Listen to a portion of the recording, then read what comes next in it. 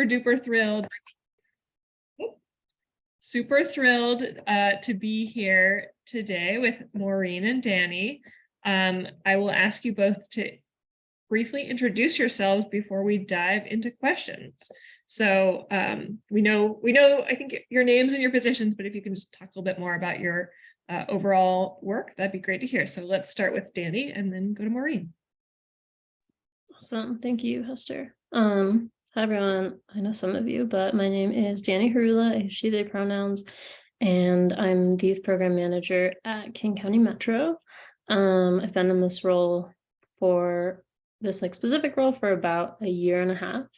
It's sort of a newly created role, a newly created program. So it's really exciting to see Metro and all the other transit agencies, I think, really get excited about youth programming, which has only been furthered by this. So very excited to be here today, and I'll pass it to Maureen. All right, hello everyone. My name is Maureen McCarthy, and I work up in beautiful Bellingham at Whatcom Transportation Authority. Much smaller system than Danny's, but still a great place to be. And let's see, I, for 20 years, was the marketing and community outreach manager for WTA. And in that role, worked with our partners at an agency called Smart Trips to create the 7th grade bus program. So that's the bulk of my experience with youth ridership until now, when we are obviously marketing Youth Ride Free. I will also say I am no longer the marketing manager for WTA. She is in the other breakout room, but my current role has more to do with community outreach, government outreach, that sort of a thing. And I don't want to forget to say that I am a current daily bus rider, love it like crazy, and I grew up riding KC Metro. So a long time bus rider. That's awesome. And I don't want to make any assumptions about what folks do or do not know about Youth Ride Free, but just wanted to give kind of a 2-minute explanation for those of you who might not know. When the large transportation package that was passed last session, Move Ahead Washington, came through, one of the policies that was in there was one that gave transit agencies across the state access to a new transit support grant if they adopted a Youth Ride Free policy. And so that funding could be used for many things, including lost revenue from no longer having youth fares come in. But it was sufficient that it was above and beyond that backfill funding. So it was a great deal for transit agencies, and it was a great deal for youth and riders across the state. And so October 1st was the deadline, and almost all of the transit agencies in Washington state submitted their policies so they could be eligible for the funds. And so hence Youth Ride Free. Now all of these agencies are in the process of implementing this program, and that is why we're really excited to have Danny and Maureen here to talk about what that has been like. So first question, Danny, Maureen, what have you and your agencies observed about Youth Ride Free so far? Let's go Maureen and then Danny. All right. Well, let's see. We started a little bit in advance of Move Ahead Washington. We got a jump start, and I believe started in July of 2021. One of the things I will say that was unanticipated is that we had a lot of not a lot, we had a fair bit of reticence from our transit operators. We had transit operators who were super excited about reducing barriers, super excited about the elimination of the hassle of collecting fares for a significant group of our riders, and who did not have concern about behaviors. And then others who had a lot of concerns about possible bad behavior. And then some deeply, deeply held values that I honestly didn't even know were out there, like if you give something away for free, someone doesn't value it. Or if you don't teach someone, or people need to be taught that if they don't work, they don't eat. And these were really, really big concerns, some of which are still out there. So I would say, that was just one thing I wanted to mention that we have observed, is we are still working through some issues with some of our drivers. Really interesting, Maureen, and I hope that we can work through some of those issues by demonstrating the success of this program. Danny, what about yourself?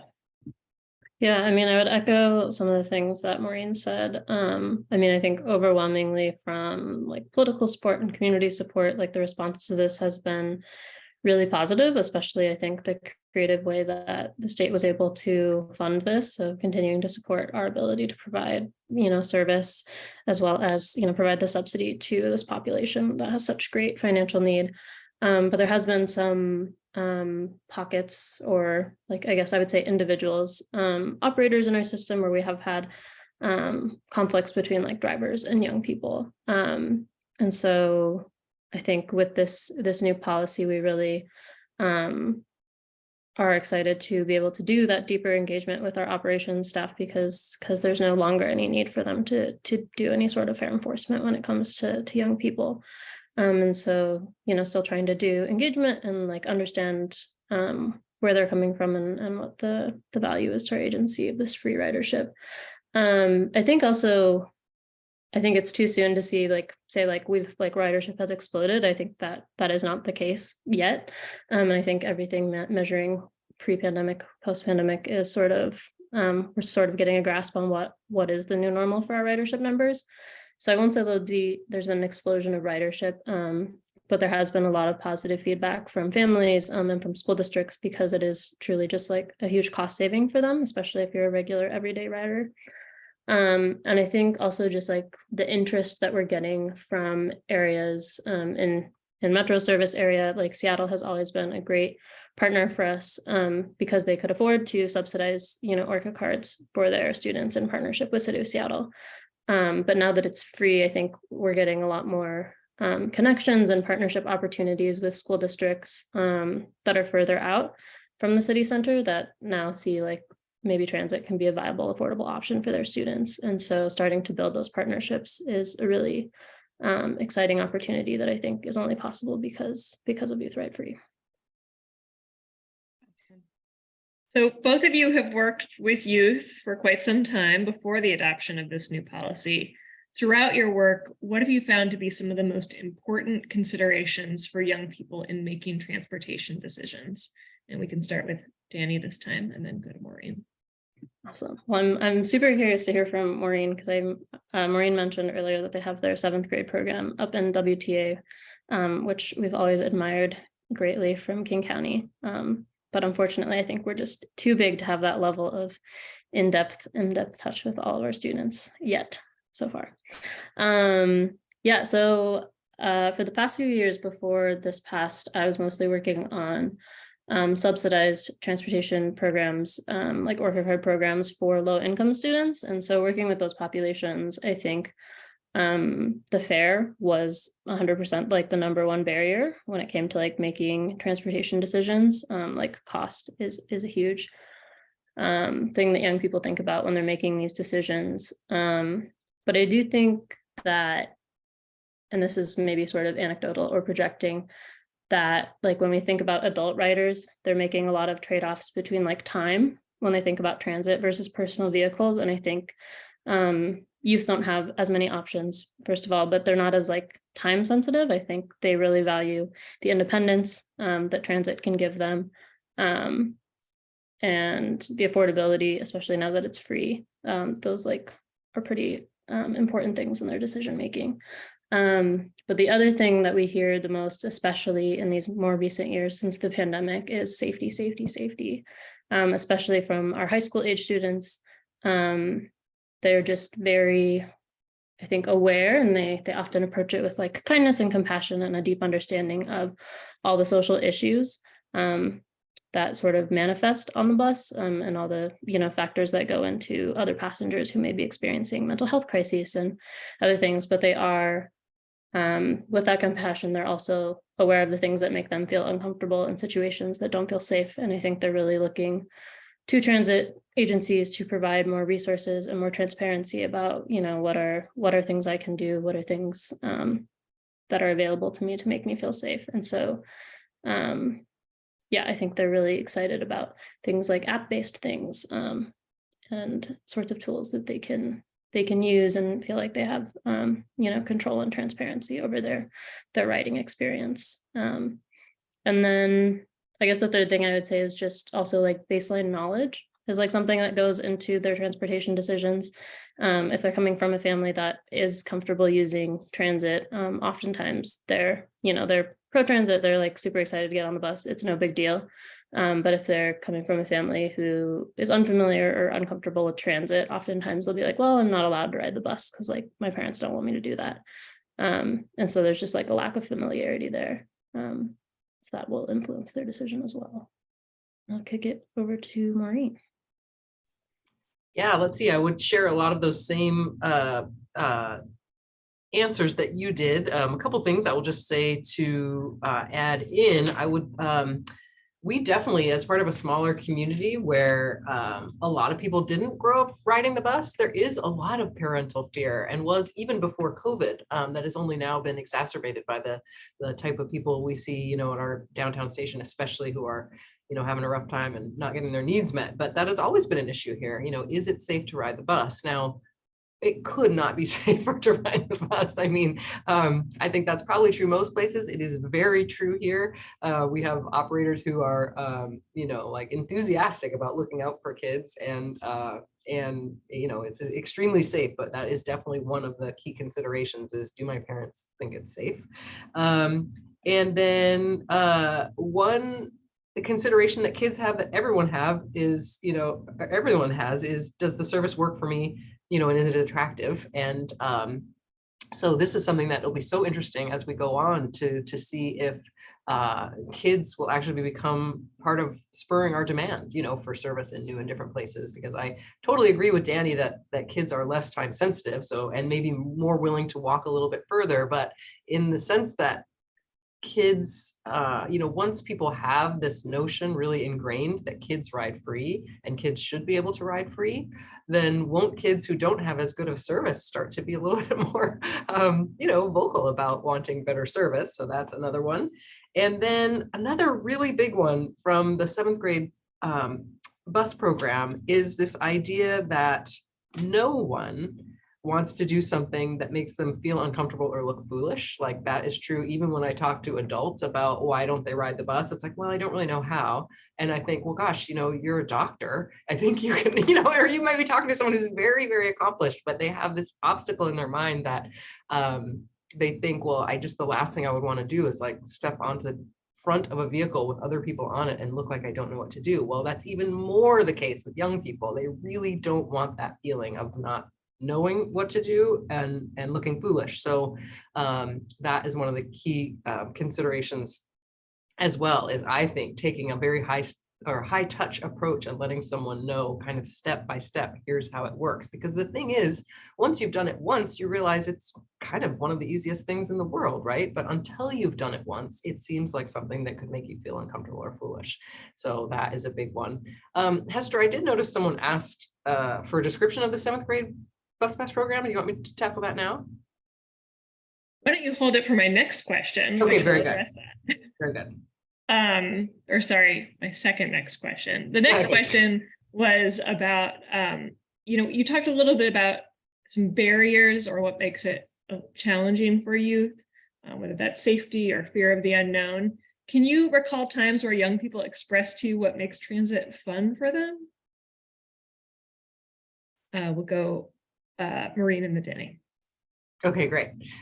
Yes, actually, we just made a video recently, and it was so fun in the off times hearing from kids about their experience on the bus. And well, actually, even before I say that, I will say I used to volunteer to babysit children, the children of my friends, by just doing nothing more than taking them on the bus, because they love the bus. I mean, little kids love the bus, but I think even as kids get older, like there's just something about sort of like watching real life take place. It's a little bit like watching a movie. There's nothing really required of you, and yet you're watching people go through their day to day. So one of the experiences that one of the kids in the video talked about was when their family's car got into some sort of an accident, and they began riding as a family, and just how fancy free it is to be able to go places without bringing this car along with you, and what it opens up in your journey if you don't have that car to take care of. Do you see what I mean? Like, your possibilities continue to be open to you in a way that they aren't if you have been dragging this car around with you. And then the other thing I just thought of was, oh, that same person saying, because she'd had that experience with her family, she felt this freedom. She felt like, having a bus pass gave her wings, because now here I can do things that I want to do without having to ask anyone, not only to drive me, but even can I or can't I do it? Because I can get there on my own. And she noticed that because she had this experience with her family, she felt much more freedom to do that than kids who, had never had that introduction from their parents and who instead were kind of, just starting from a lower place of understanding about how can I make this work and just go places I want to go because I want to go there. Yeah, I definitely remember as a teen riding the Metro bus and like you can go in the back area and just like it's just your friends hanging out in a circle, which is not an experience you get necessarily in your parents' minivan. Danny. Yeah, I would think I would echo a lot of what Maureen said about like freedom and independence. Yeah. I think some other things. I think even, yeah, just like you were saying, like sometimes you just take kids on the bus, like even though there can be like when you're off the bus and you're thinking about it, it can feel like scary and unknown. But I think when you're especially traveling in a group on like any sort of like field trip or like with friends or family, I think the actual experience of riding on the bus is fun for a lot of students. And I think I had an opportunity this summer to take students on our water taxi service, which was just like really exciting. Like, there's so many cool places that you can get to, and like even like things like the monorail or the light rail, like all those things are like new and exciting and like experiences in and of themselves. And I also think things I mentioned like app stuff. So we have some new services with Metro that I think other agencies roll out similar ones like on demand. So we have our VIA service, and students really love taking that. It's kind of like an Uber, but it's free with your Orca card. Students really love, using things like that. It feels like fun and exciting and new. Yeah, and I think also in addition to like fun, I think a lot of like the older students really do have like a grasp on what public transportation like means to a community and like how it's a service for their elders in particular. I hear students talk about that a lot, about their grandparents who don't drive, and how the bus is like a great resource for them, or like how access or like paratransit services are really valuable for members of their community. So I think those are like some positive things that I hear from students a lot about transit. Awesome. The intergenerational aspect. So the next question, and I'll fold in some of the stuff I'm seeing in the chat, is besides Youth Ride Free, what project, policy, or campaign has your agency worked on that's been most responsive to young people's needs or wants? And maybe Maureen, if you can touch on the 7th grade program, and if there were specific ages or target demographics that either of you focused on, I think folks are interested in knowing that as well. So let's go Danny and then Maureen. Awesome. Well, a couple things. So this past summer, we had the opportunity to run our first like cohort style high school internship program. So it was location-based. We were on location in the Skyway community, which is an unincorporated area of King County, which is kind of like South Seattle, just south of the Seattle border. And that was like really a project that was responsive to the community, like saying they wanted more opportunities for their young people and recognizing the county as like a major employer in the area. And so sort of like being able to design that program and create this like very fun learning environment for students to like explore like a variety of their needs. So like we had transportation planners come in and they did like transportation activities, or we had elected officials come in and we had like, mock city stuff where they got to like be elected officials and make decisions, as well as like going out to the bases and seeing how some of our like the machining that we do, and that like sort of like hands-on experience. And so I think that was like a really exciting program, and the students were able to start their own social media account through that program. And like they got like all these followers and all these elected officials followed them, and like they were able to like share the things that they learned and really be like peer educators and influencers. And so that was like a really awesome project that I was able to work on that felt like very co-created with the young people and what their interests and wherever their interests took them. And so excited to hopefully do more programming like that in the future during the summers. And then the other campaign or sort of project that we're working on is sort of, I guess, inspired a little bit by the Whatcom program, but is getting trans education into classrooms in King County. And so we're working with a consultant to develop a curriculum, and we'll have a like transit basics curriculum that's for elementary school students. And then we have another one for middle and high school students. And then as well as like a safety module, and then a sort of like climate community impacts module. And so we're really developing these modules like in partnership with teachers and students right now, and sort of getting them tested and refining them in hopes that in about a year we'll have like the final versions, and we can work with teachers or outreach staff to like implement these modules, and they're up to like Washington State curriculum standards. So I think, yeah, we're in the development stage right now, and then in the future it'll be like hoping that we can encourage teachers to actually use these modules, like students on field trips using transit, etc. So yeah, so those are some cool projects that are also, I think, sort of like funded and have gotten attention and stability due to the Youth Ride Free thing passing, and our leaders at our agency really seeing the value of investing in young people. Awesome. Maureen. I love the field trip module. And I think of like, if all of us could just do that, how much benefit there would be, if we could, train a whole, school staff of people who could help kids get on the bus. Because again, getting back to that idea that once you've done it once, you've kind of, got it. And what a wonderful thing if people could get that experience in school.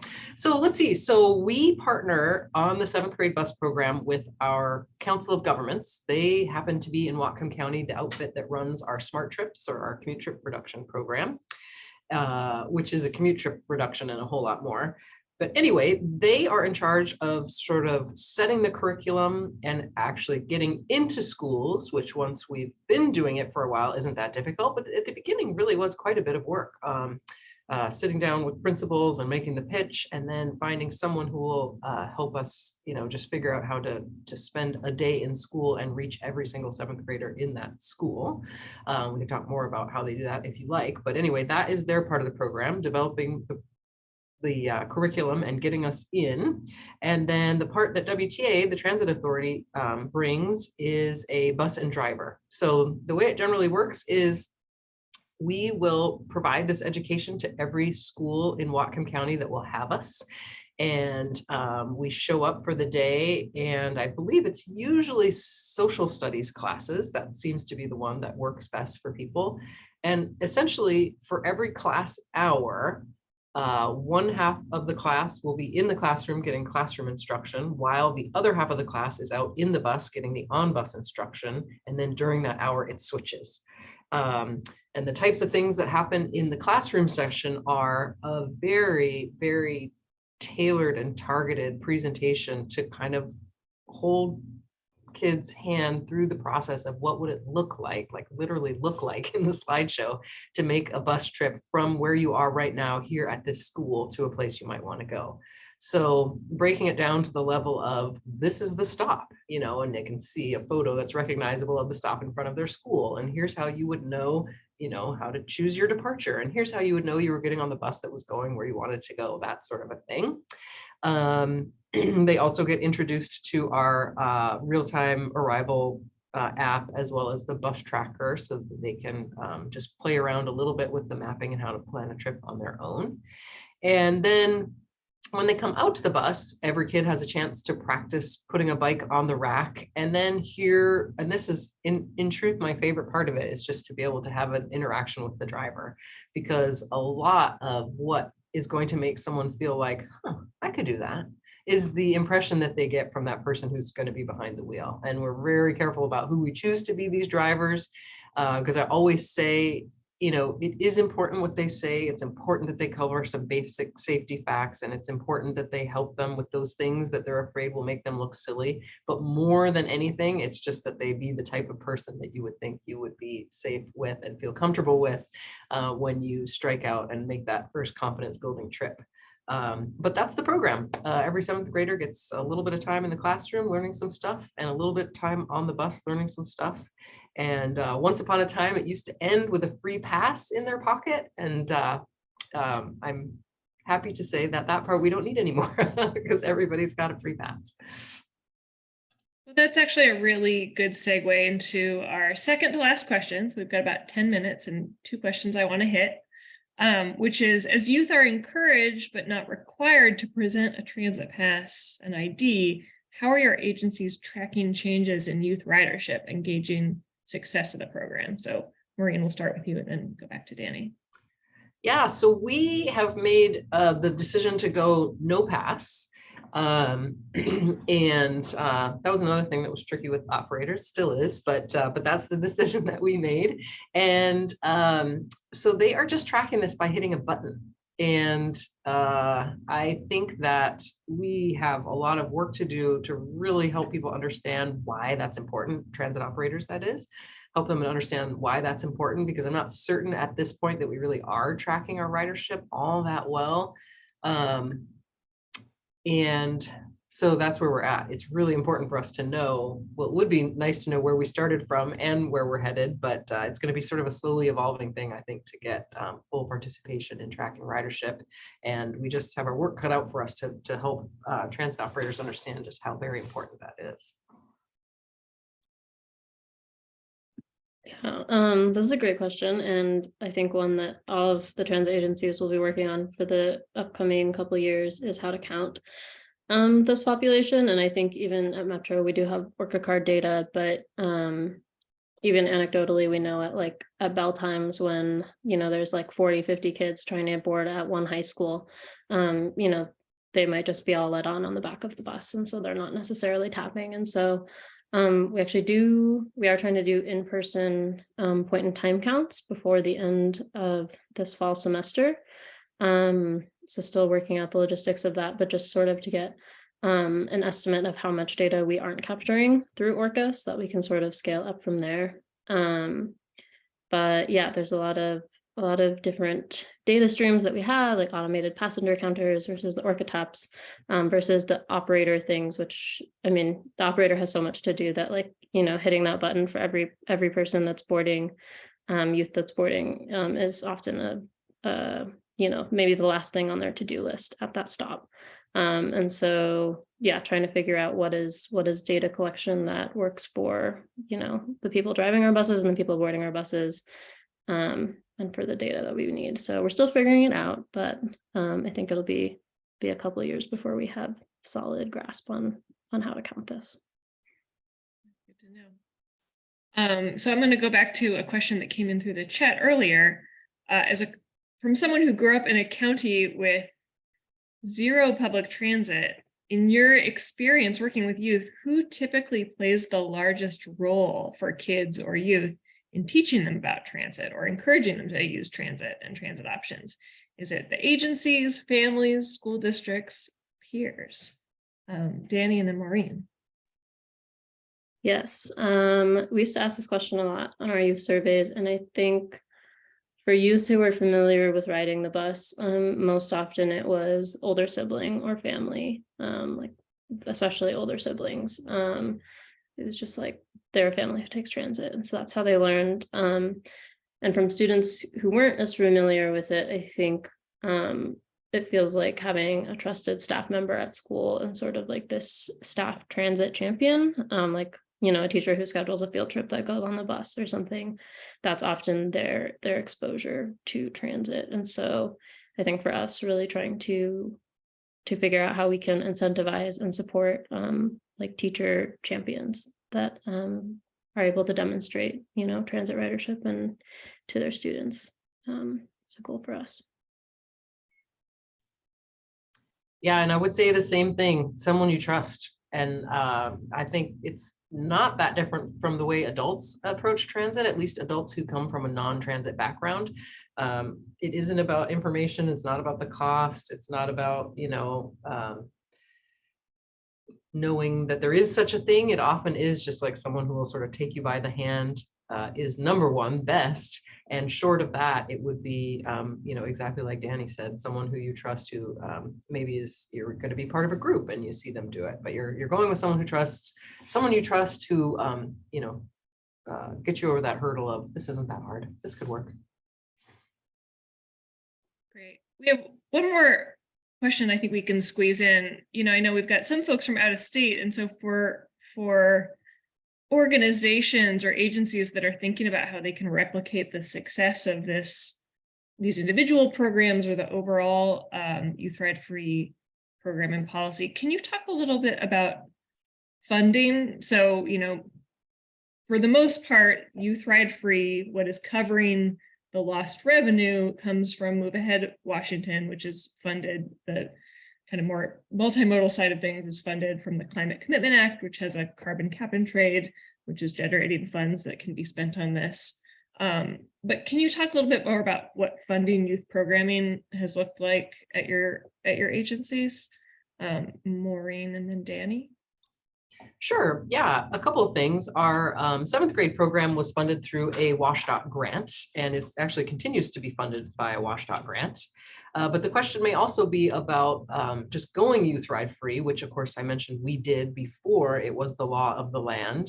And this really came forth, as a equity proposition about reducing barriers for kids.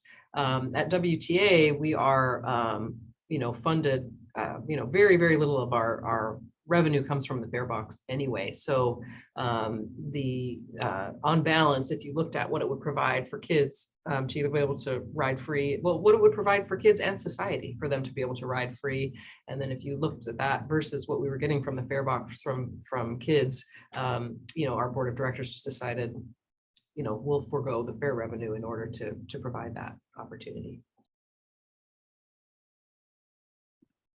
Yeah, I think before this passed, I remember looking at like some smaller transit agencies like Intercity in Washington had gone fare free. And I think that is really great. And I think for an agency as large as Metro, who serves as many young people as we did and had like multi-million-dollar school contracts, that was like funding youth revenue, funding like a universal Youth Ride Free, always felt like this huge thing that like would only basically have been able to originate from an elected official, like really finding that money in the budget. But for the programs before this, like sort of like, wide sweeping thing, a lot of grant funding as well. We apply for CMAQ grants, and that's funded a lot of our youth programming, staff positions. I think the youth market, especially in like TDM or commute trip reduction, the youth market is a really exciting one. And I think it's easy to show the value of getting these riders on board now, and then sort of, tracking it down the line of the impact that will have on ridership in the future. So yeah, I think there's a lot of funding out there, and just, maybe making space in your agency's application pool for youth programming.